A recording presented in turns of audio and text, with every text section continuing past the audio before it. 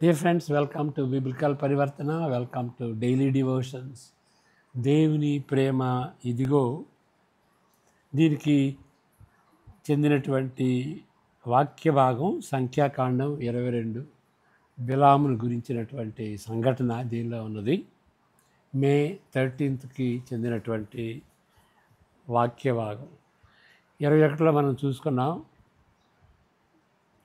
ఇత్తడి సర్పాన్ని మోషే పైకి పోల్ మీద పెట్టాడు కదా, దాన్ని చూసినటువంటి వారు ఆ తెగులు నుండి, సర్పపు తెగులు నుండి, సర్పపు కాటు వేసేటువంటి ఆ తెగులు నుండి రక్షింపబడ్డారు. అదైన తర్వాత ఇశ్రాయేలీలు ప్రయాణం చేస్తున్నప్పుడు మరి జీహాన్, అమొరైట్ రాజు అయినటువంటి జీహాన్ను, బాషాన్ రాజు అయినటువంటి ఓగును వాళ్ళు ఓడించారు. ఇక మోయాబు దేశానికి చెందినటువంటి ఆ రాజు బాలాక్ రాజు ఈయన గురించి మరి భయపడిపోయాడు. ఆ సందర్భం భయపడి బాలాముని ఒక ఇశ్రాయేలీయుల్ని శపించమని బాలాకుని ఒక విధంగా హైర్ చేసుకున్నట్టుగా మనం ఆ సంఘటన మనం చూస్తాం. దాని గురించి మనం ఏం నేర్చుకుంటాం, ప్రార్థన చేసుకుందాం. May the words of my mouth and the meditation of our hearts be acceptable in thy sight, our rock and redeemer. Amen. Carson గారు చెబుతున్నది ఏంటంటే తన అనుభవాన్ని ముందుగా పంచుకుంటున్నాడు. ఇటీవల కూడబెట్టుకునే ఒక వ్యక్తి రిటైనర్ అంటారు. తనకు ప్రైవేట్ థియాలజియన్ ఉండగలవా అని కార్సన్ గారిని ఆయన అడిగాడు. తర్వాత మరలా ఫోన్ చేశాడు, లేకపోతే రాశాడు. తాను అడిగిన ప్రశ్నలకు జవాబు ఇస్తూ అప్పటి నుండి వచ్చాడు. నాకు ఎంత జీతం ఇవ్వాలని తన మనసులో ఉన్నదో నేను అడగాలనే తలంపు లేదు. దాన్ని నేను పట్టించుకొనలే కూడా. ఎంత డబ్బు వస్తుంది అనేది ఆయన అడగలేదు, దాని గురించి పట్టించుకోలేదు. దీనిలో గల ఉద్దేశం కూడా ఆయన అడగలేదు. ఎందుకు అడుగుతున్నావు, నేను ప్రైవేట్గా థియోలోజియన్గా ఉండాలి అని ఎందుకు అడుగుతున్నావు అని కూడా, ఉద్దేశం ఏంటి, మోటివ్ ఏంటి అని కూడా కార్సన్ గారు ఆయన అడగలేదు. ఒకవేళ నాకు సహాయం చేయవలనని మంచి తలంపు కలిగి ఉండవచ్చును, లేక నన్ను గౌరవించవలననే ఉద్దేశమై ఉండవచ్చును, లేక తాను లాభం పొందవలనని ఆశించవచ్చును కూడా. ఎంత సులభంగా నా ఉద్దేశాలు కలుషితములు కాగలవో నాకు తెలియను. కాబట్టి అలాంటి ఒప్పందాన్ని కుదుర్చుకోలేనని ఆయనకు జవాబిచ్చాను. ఇక నా మోటివ్స్, నేను కూడా పాపినే కదా, నా మోటివ్స్ కూడా కలుషితం అయిపోతాయి, ఆ ఒప్పందం ఎందుకు అని ఆయన నో అని చెప్పాడు. ప్రీచర్స్ వారు చేసే పనికి ఎంత వేతనం అందుతుంది, ఎంత వేతనం దొరుకుతుంది అనే ఆలోచన కలిగి ఉండకూడదు వేతనంగా. అందువలన ప్రీచర్స్కి, టీచర్స్కి, స్వార్థికులకి వాళ్ళు ఇచ్చేటువంటి వేతనాన్ని వేతనం అనరు, జీతం అనరు. ఏమంటారంటే ఆనరోయం. ఓకే, ఆనర్ అంటే గౌరవ వేతనం అని అంటారు. వేతనమే కానీ గౌరవ వేతనం, ఆనరోరియం అని ఇంగ్లీష్లో అంటారు. లెక్కలేనన్ని ప్రశ్నలకు ప్రతి సంవత్సరము జవాబు ఇచ్చినట్లే ఆయనకు కూడా జవాబు ఇచ్చి ఉండేవాడును. ఆయన ఏదైనా ప్రశ్నలు కావాలనుకుంటే అడగవచ్చు, ఈయన చెప్పడానికి సిద్ధంగా ఉన్నాడు. అనేక మందికి ఆయన సంవత్సరానికి ఎన్నో అనేక మందికి జవాబు ఇచ్చినట్టుగా ఆయన కూడా ఇస్తాడు. కానీ ఆ, నాకు ప్రైవేట్గా థియోలోజియన్గా ఉంటావా అని ఆయన అడగటం, ఈయన ఒప్పుకోకుండా ఉండటం అది జరిగింది. మరి అలాంటిదే బిలాము సంఘటన, అలాంటి శోధన. బిలాము సంఘటన సంఖ్యాకాండము 22 అధ్యాయంలో ప్రారంభమవుతుంది. ఈ మొదటి అధ్యాయంలో నొక్కి చెప్పబడిన పాఠం ఏంటి అని అంటే, ఏ ప్రసంగికులైనా లేక ప్రవక్తలైనా ఆర్థిక సంబంధమైన లేకపోతే ఫిజికల్ భౌతిక సంబంధమైన మేలులనే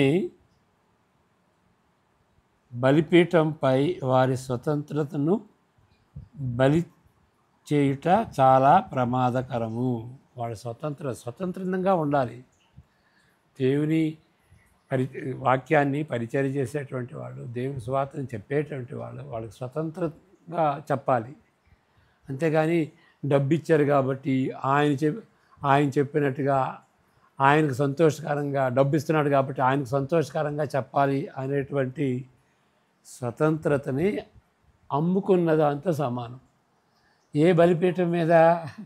ఇక్కడ చెబుతాడు, భౌతిక సంబంధమైన మేలుని, మెటీరియల్ ప్రాస్పరిటీ అనే బలిపీఠం మీద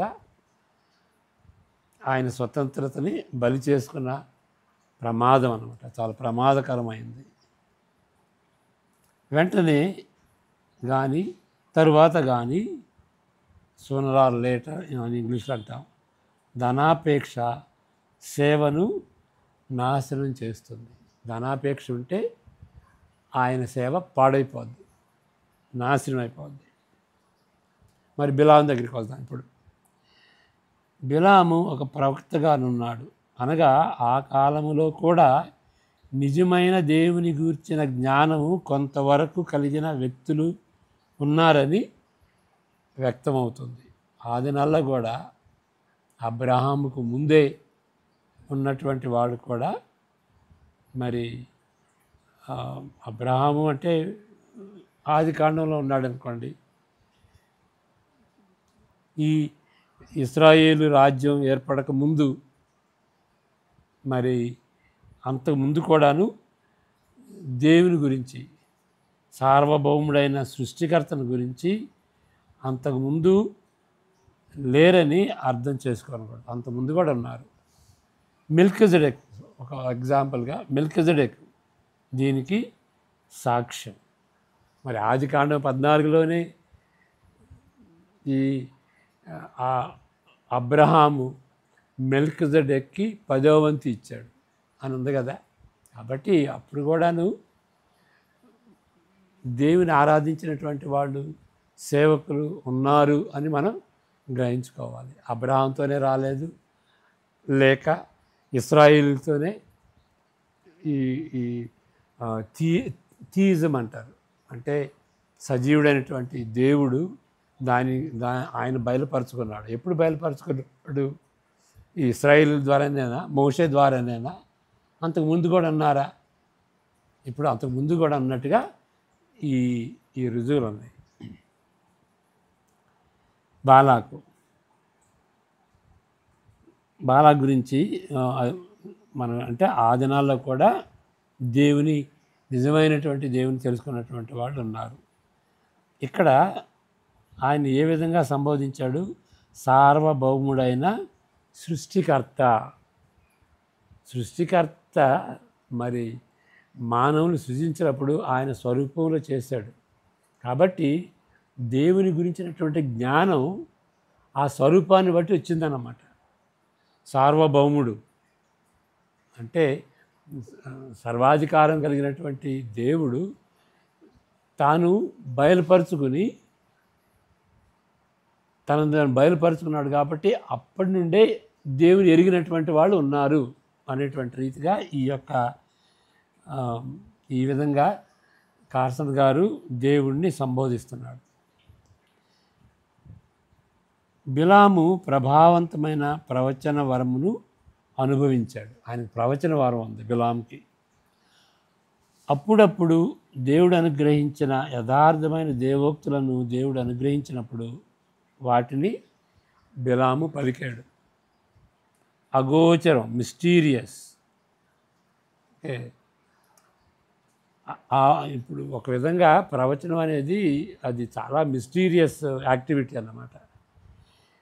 ఈ వరముపై, అగోచరమైనటువంటి వరముపై అధికారం ఉన్నట్లు కానీ, తన ఇష్టం వచ్చినప్పుడు ఉచ్చరించుట, దానిని అడ్డగించుట, టర్న్ ఆన్ అండ్ ఆఫ్, అంటే స్విచ్ని ఆన్ చేసి ఆఫ్ చేసినట్టుగా వాళ్ళ ప్రవచనం ఆన్ అండ్ ఆఫ్ చేసేటువంటి శక్తి వాళ్ళకి లేదు. లేక నిజమైన దేవోక్తులను బిలాము అందజేసినప్పుడు దానిని మార్చగల శక్తి సామర్థ్యం లేనట్లుగా బిలామే గ్రహించాడు. కానీ ఇంత మంచివన్నా కానీ ఇవన్నీ బాలాకును ఎరవేసిన డబ్బును ఆశించే తృష్ణను ఆపలేకపోయింది. డబ్బును ఆశించే తృష్ణ, ఈ మంచి గుణాలు ఉన్నప్పటికీ ఆయన యథార్థమైనటువంటి ప్రవక్త అయినప్పటికీ ఈ డబ్బును గురించినటువంటి ఆ తృష్ణ ఆపలేకపోయిందన్నమాట. చేతబడి చేసే మాంత్రికును గాను, తాను ద్వేషిస్తున్న ఇశ్రాయేలీయులను శపించగలిగే సామర్థ్యం గలవానిగాను బిలామును బాలాకు పరిగణించాడు. బాలాకు ఎవరు? రాజు, మోయాబీయుల రాజు. ఈయన గారడి చేసేవాడు అన్నాడు, లేకపోతే శాతబడి చేసేవాడు అన్నాడు, నేను ద్వేషించేటువంటి ఇశ్రాయేలును శపించగలిగినటువంటి శక్తి గలవాడు అనే ఉద్దేశం బిలాము ఎడల బాలాకు కలిగి ఉన్నాడు. దేవునితో బాలాకు గోజాడాడు. నేను వెళ్ళొచ్చా, ఆయన వాళ్ళు ఇచ్చారు కదా మెసెంజర్స్ బాలాకు నుండి, నేను వెళ్ళొచ్చా అని గోజాడాడు. వెళ్ళొద్దన్నా కానీ ఆయన గోజాడాడు. దేవుడు మనసు మార్చుకొని రెలెంట్ అంటారు. దీని గురించి అంతకుముందు చెప్పాను. దేవుడు జాలిపడి కొన్నిసార్లు హీ విల్ గివ్ ఇన్, మార్చుకొని తీర్చకుండా కొంత టైం ఇస్తాడు. మార్చుకొని దానికి ఒప్పుకొని బిలాము వెళ్ళనిచ్చాడు. అయితే ఒక షరతును బిలామును వెళ్ళనిచ్చాడు. అయితే ఒక షరతు ముందు పెట్టాడు. దేవుడు ఒక షరతు పెట్టాడు. ఏంటి ఆ షరతు అంటే, దేవుడు చెప్పిన దానిని మాత్రమే బిలాము చేయాలి. ఇక్కడ మన ఈ వాక్యం చదువుకుందాం. 22:20 సంఖ్యాకాండం. ఆ రాత్రి దేవుడు బిలాము నద్దకు వచ్చి, ఆ మనుషులు నిన్ను పిలువ వచ్చిన ఎడల నీవు లేచి వారితో వెళ్ళుము. అయితే నేను నీతో చెప్పిన మాట చొప్పుననే నీవు చేయవలనని అతనికి సెలవిచ్చాను. అది కండిషన్ పెట్టాడనమాట. అదే సమయంలో బిలామును శిక్షించుటకు దేవుడు సిద్ధముగా ఉన్నాడు. ఎందుకు అని అంటే, ధనాపేక్ష తన హృదయంలో తిష్ట వేసింది కాబట్టి దేవుడు మరి ఆ ప్రవక్తని, మంచి ప్రవక్త ఒక విధంగా, కానీ ధనాపేక్ష ఉంది కాబట్టి, తన హృదయంలో ఉంది కాబట్టి దేవుడు శిక్షించటానికి సిద్ధపడ్డాడు. మరి ఇక గాడిద సంఘటన చదివితే అర్థమవుతుంది. గాడిద సంఘటన మనం చదువుకుందాం. గాడిద సంఘటన ద్వారా ఆయన హృదయము, బిలాము హృదయము భయకంపితమైనది. అందువలన తన నోటిని కాపాడుకున్నాడు. బాబు, దేవుడు చెప్పకపోతే నేను చెప్పను అని ఆయన బాలాకుతో చెప్పాడు. 32 నుండి 38 వరకు ఆ గాడిద సంఘటన మనం చూద్దాం. యెహోవా దూత, ఈ ముమ్మారు నీ గాడిదను నీవేళ కొట్టితివి. ఇప్పుడు ఒక సందులో వెళ్తున్నప్పుడు గాడిద మీద ఎక్కి బిలాము వెళ్తున్నప్పుడు దానికి ఎదురుగా గాడిద అటు ఇటు పోకుండా ఒక దూత ఖడ్గంతో దూత ఎదుర్కొంది. ఇక ముందుకు పోలేదన్నమాట. గాడిద ముందుకు పోలేకపోయింది. యెహోవా దూత మరి బిలాముతో ఇట్లా అంటుంది, యెహోవా దూత ఈ ముమ్మారు నీ గాడిదను నీ వేల కొట్టితే ఇదిగో నా ఎదుట నీ నడత విపరీతమైనది కనుక నేను నీకు విరోధినై బయలుదేరి వచ్చింది. దేవుడు విరోధిగా బయలుదేరి వచ్చాడు. అంటే దేవుడు ఆ దూతను పంపించాడు. యెహోవా దూత నెక్స్ట్ ఆ గాడిద నన్ను చూచి ఈ ముమ్మారు నా ఎదుట నుండి తొలగను.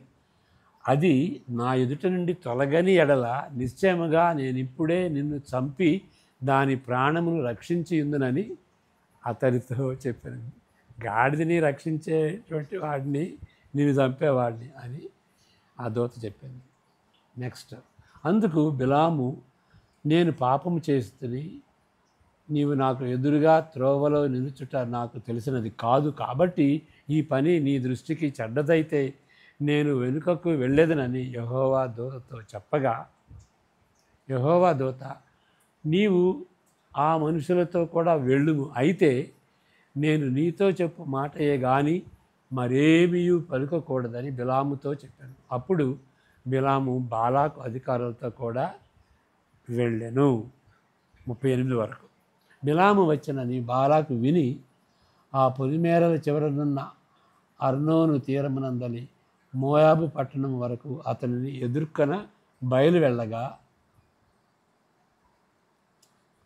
బాలాకు బిలాముతో నిన్ను పిలుచుటకు నేను నీ యొద్దకు దూతలను పంపింటిని కదా, నా యొద్దకు నీ వేళ రాకపోతివి, నిన్ను ఘనపరచు సమర్థుడను కానా అని. అందుకు బిలాము, ఇదిగో నీ యొద్దకు వచ్చి తిని అయిననేమి, ఏదైనాను చెప్పుటకు నాకు శక్తి కలదా, దేవుడు నా నోట పలికించు మాటయే పలికెదనని బాలాకుతో చెప్పాను. ఇది సంఘటన. కాబట్టి ఆ గాడిద మాట్లాడిన దాన్ని బట్టి మరి బిలాముకి భయం వచ్చింది. మరి దీన్ని బట్టి మనం ఏం నేర్చుకోవాలి? దేవుడు మనతో ఏం మాట్లాడుతున్నాడు, గాడిదతో కానీ ఏ విధంగానే సరే, ఏ విధంగా మనతో మాట్లాడుతున్నాడు, ఇది ఒక్క మాటలో చెప్పాలి అంటే కార్సన్ గారు ఏమంటారంటే పెడ్లర్స్ అని మాట వాడతాడు. పెడ్లర్ దేవుని సందేశాన్ని అమ్ముకునే వాళ్ళు పెడ్లర్స్తో పోల్చారు. పెడ్లర్ అంటే మరి దానికి అనువాదం ఏ డిక్షనరీలో లేదు, కానీ ఇంగ్లీష్లో అనువాదం ఏంటి అంటే రోడ్డు ప్రక్క సందుల్లో డ్రగ్స్ అమ్ముకునే వాళ్ళు, అంటే ఇల్లీగల్గా చేసేటువంటి వాళ్ళు. అది కాబట్టి మనకు సందేశం ఏంటి అని అంటే, స్వార్థికుడు, టీచరు, నాలాంటి టీచరు, పాస్టర్లు, లేకపోతే ప్రీచర్స్, టీవీలో చెప్పే ఎవాంజలిస్ట్ కానీ, లేకపోతే వేరుగా ఉండే ఎవాంజలిస్ట్ కానీ, ఏ స్టేజ్లో అయినా సరే దేవుని వాక్యాన్ని, దేవుని స్వార్థని చెప్పేటువంటి వాళ్ళు ధనాపేక్ష కలిగి ఉండకూడదు. లేకపోతే వాళ్ళు పెడ్లర్స్తో సమానం. మళ్ళీ చదువుతాను, రోడ్డు పక్క సందుల్లో డ్రగ్స్ అమ్ముకునే పెడ్లర్ వలె దేవుని సందేశాన్ని అమ్ముకొనకూడదు. అది చాలా సీరియస్ అన్నమాట. ఇక్కడ బాలాముని ఏమన్నాడంటే,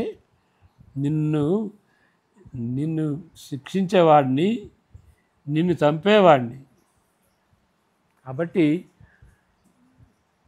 వేతనం కాదు, వేతనం కోసం మనం పనిచేయకూడదు. దేవుని పిలుపుని బట్టి మనం దేవుని సేవ చేయాలి, అంతేగాని డబ్బుని చూసుకోకూడదు. మరి ముందు కొంతమంది సేవలకు వచ్చినప్పుడు డబ్బుని నిర్లక్ష్యం చేస్తారు.